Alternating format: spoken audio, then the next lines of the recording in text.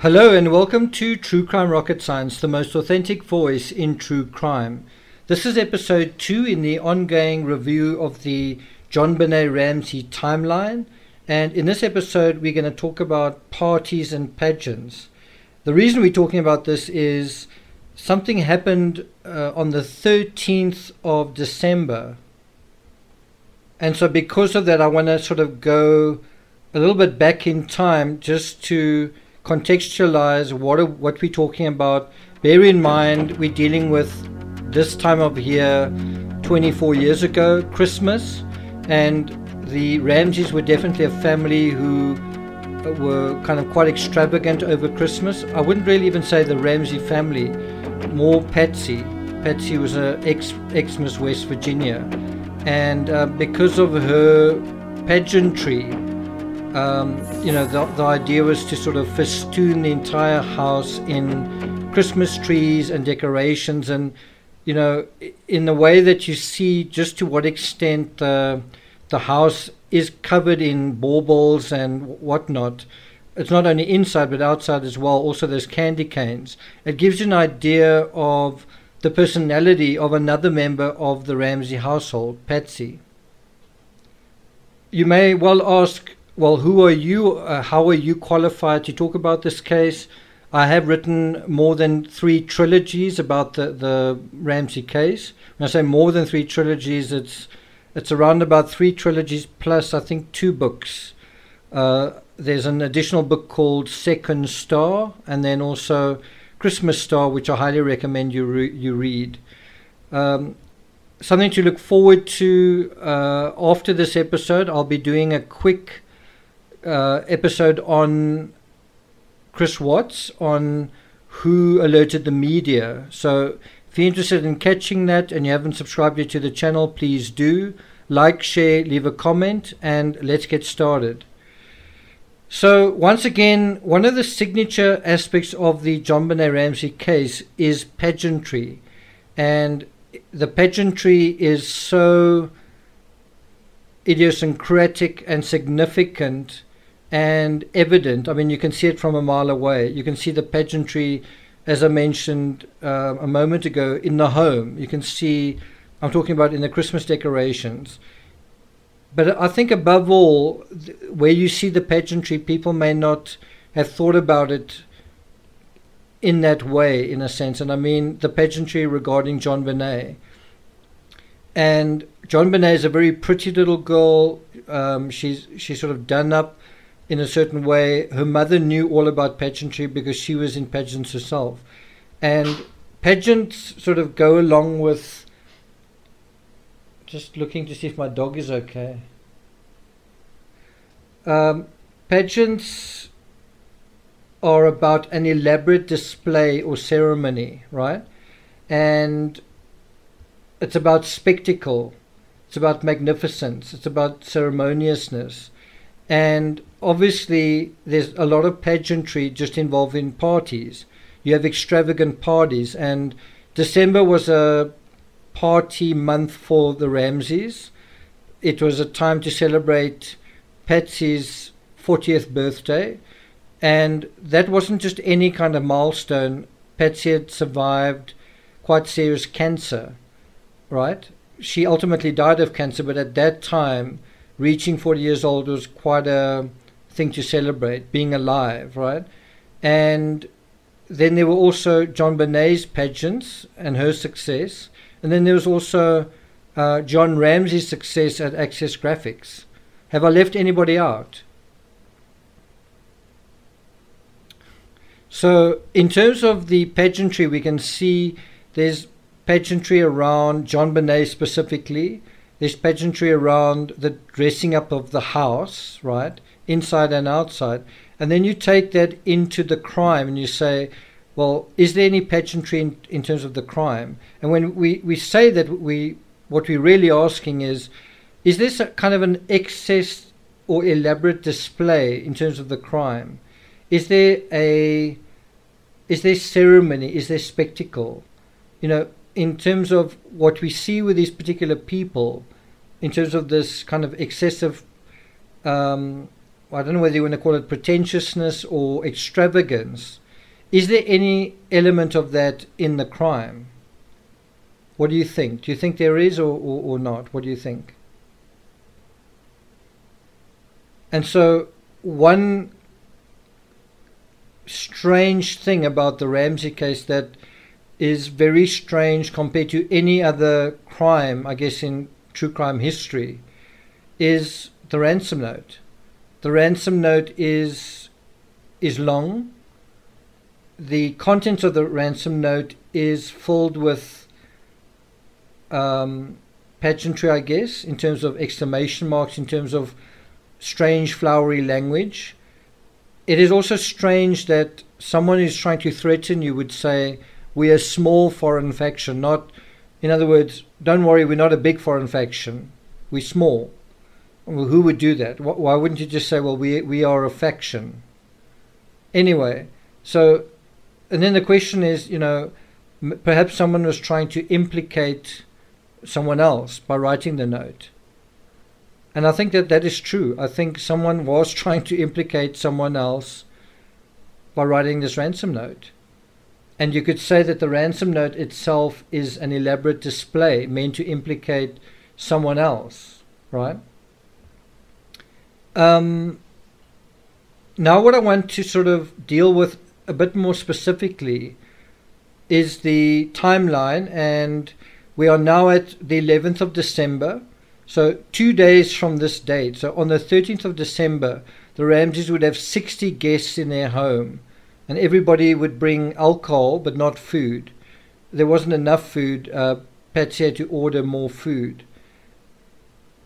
And I think it was described as a foyer Christmas party, and we're going to go into the lead up, going backwards in time in a moment from now, but let's first deal with this foyer Christmas party. Now, during Patsy's interview with the Boulder Police Department on I think it was in June 98, Trip de Muth asked her, do you remember what your children did during that party? Now, there were several parties, but he's referring to the Christmas party just before mid-December, right? So 2 days from today's date, 24 years ago.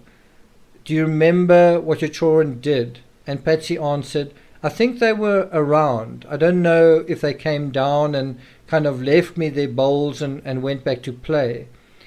And so this is just another aspect to raise. Is in the previous episode we spoke about JonBenet. She didn't use the word neglect, but she said she really missed a family member, that he was away often and she didn't really see him. And now you see another family member, and it's totally different. It's not that she's not around. Patsy is around, but she's kind of busy with things. She's busy with party planning and decorating the house and running around. Is she available for her children? Right?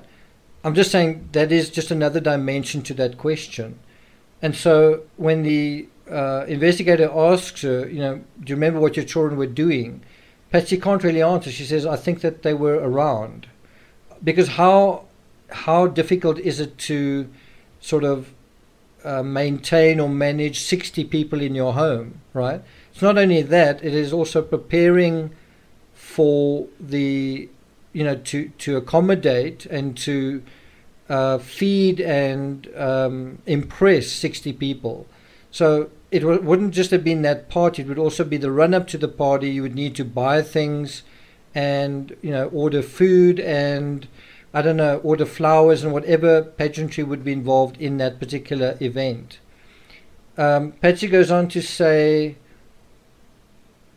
I do remember once we didn't have enough food and I had to call Trailing. I'm not quite sure what the exact name is of that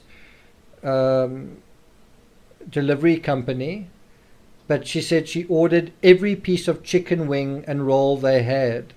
So this wasn't just a sort of I don't know if you do a bring and barbecue in America, but it wasn't just a sort of whatever. The Ramseys even kind of provided a kind of a banquet kind of thing. You might not say chicken wing is a banquet, but providing food for 60 people, and that wasn't just the only party, that was just one party. That's quite a big deal. That might be something you might remember in terms of if you were a guest there. And she says, could have been, everybody brought alcohol but not food. Everybody was supposed to bring something. And then she said there wasn't enough food. During the same sort of period of questioning in June 98, Lou Smith asked John something similar. He sort of said, was JonBenet visible at that time in the house? And John answered, I'm sure she was, yeah, but I can't visually remember her being there. But I am sure she was, had to be. What the investigators are sort of angling at with these questions is they're kind of trying to ask them, could something have happened at this Christmas party that preceded the crime, right? So in other words, could a person have come to this event, and this is the guy who would then attack JonBenet? Is there a clue in this event? And I think there is. I just don't think it's in the way that either of these investigators think. It's far more kind of obvious. And just for the record, both Patsy and John kind of say, I don't really remember seeing JonBenet, right? And that's not very good in terms of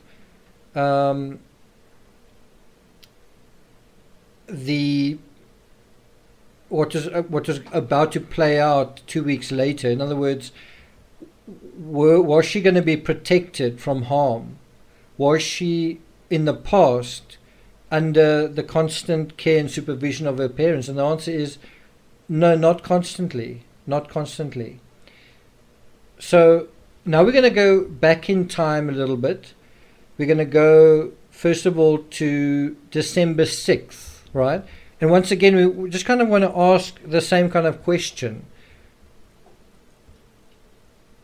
which is, in the same way that the investigators were asking the question, did you see JonBenet? What was she doing? What was going on? And again, our question is a little bit different. It's not so much to say, did you see some strange man talking to her, or did you see some strange kind of intruder suspect doing something weird? The question is a little bit different, is to what extent was the care and attention on JonBenet consistent and sufficient? Let's put it that way. So when you're just asking the question broadly, it's not like a huge investigation. We're just asking it broadly over a couple of days. So we go to the Lights of December parade, where JonBenet was on the Little Miss Colorado float, right? And this happened on December 6th, so about a week before today, a little bit less than that, 5 days before today, 24 years ago. Patsy said that I'm not quite sure if I understand how she said it, but it's in her book Death of Innocence, and also something she said during her interrogation in June 1998. She said that her car was with the driver, Pam Archuleta. It was a BMW, and JonBenet, she said, I wasn't there. So JonBenet on the 6th of December was at a parade, so which is like a party, which is like a pageant. I mean, a parade is like a public spectacle, a public party, right? It's got a lot of extravagance around it. And JonBenet was part of that, and Patsy wasn't there. She says, I was in New York at the time. John and I were out of town, so John was also there. So this was a moment where JonBenet was unsupervised in terms of her parents. Now, bear in mind, she's only 6 years old, and she's sort of in a big parade, and her parents are somewhere else, right? and she's actually with, John and Patsy are actually with Susan and Glenn Stein in New York, right? And apparently JonBenet's grandparents took her to this parade, and that's fine. That is how she was supervised by her grandparents. And apparently, according to Patsy, there were little girls from the America Kids, and Pam was the director of the United Way. The parade gave her a way to promote the organization. I'm not 100% sure what the United Way is, but that just gives you a little bit of insight into what was leading up to these events, leading up to the parties. Now we go a little bit further. I'm not exactly sure when this was. It was very early in December. It might have been just before the Lights of December parade. There was a Boulder Philharmonic Choir and a Boulder Christmas pageant. And I think this was at the Boulder Theatre. And Patsy said it was open to the public, and that was, I think JonBenet performed in this Boulder Christmas pageant. But it was another kind of festival. Now, again, a lot of the investigators would sort of fixate on could a paedophile, could a predator have been at one of these events? Could he have been at the parade? Could he have been at this pageant? And the answer is yes, of course. But the other side of the question is, what was going on just in terms of the family dynamics? What in general was going on? And the answer is there was a lot of busyness, a lot of events, there was a lot of activity. There was a lot of pageantry, right? Now we go back another day, and it's November the 30th, and JonBenet is in a Dream Star pageant in Rome, Georgia. And I think Patsy appeared in, or an article about this particular event appeared in Good Housekeeping in February 1999, so about 3 years later. And there's a quote from that article. JonBenet's mother, Patsy, was in the market for some custom-made costumes at a local pageant called Dream Star, held in Rome, Georgia, over Thanksgiving weekend 1996. After striking up a conversation with a woman in a restaurant, Patsy asked about the outfit she was selling. Patsy ended up buying Rihanna's fancy white pageant dress made of silk organza. 1 month later, JonBenet was buried in it. So this gives you just a little insight into what was kind of going on, and that is that they were... Patsy would often be buying things, in this case dresses and material and outfits for JonBenet. Something else just to bear in mind is that the Ramsey family celebrated Thanksgiving in Atlanta, Georgia. So just think about what we've dealt with so far. We've dealt with the whole family spending time together in Atlanta, Georgia. The next thing, Patsy's in Rome, Georgia. The next thing, they're at a Boulder Christmas pageant in Boulder. Then a few days later, Patsy's in New York with her husband. And so you get the impression that they're sort of jetting around. They're sort of flying all around the country. And the children are sometimes with them and sometimes not with them. But you kind of do get the sense of action and activity, don't you? If we go just a little bit further back into November, JonBenet saw Greece on a trip to New York in 1996. So JonBenet herself was in New York sometime in November, right? I think before Thanksgiving. So it gives you an idea what a busy schedule the Ramseys were on. So I think it's also important to emphasize that some people called, or some sites, some resources refer to that party in the Ramsey home on the 13th of December as a foyer party, and others refer to it as a church party. And some resources refer to 60 people attending, others refer to 150 people attending. I think the bottom line, though, is that they were involved in big parties, and there would also be quite a big Access Graphics party also coming up. In any event, we'll deal with that as we get to it. Bear in mind, on Patreon, a brand new series spanning 9 parts deals with social media and the influence it had on the Watts case, the influence it's having on our lives. And it is referencing the excellent Netflix documentary, The Social Dilemma. It's sort of a discussion regarding that, personalizing it, and thinking and sort of examining how the issues mentioned in that documentary, The Social Dilemma, affect us, affect the Ramseys, and what we are supposed to do with that information. What are we supposed to do given what we know?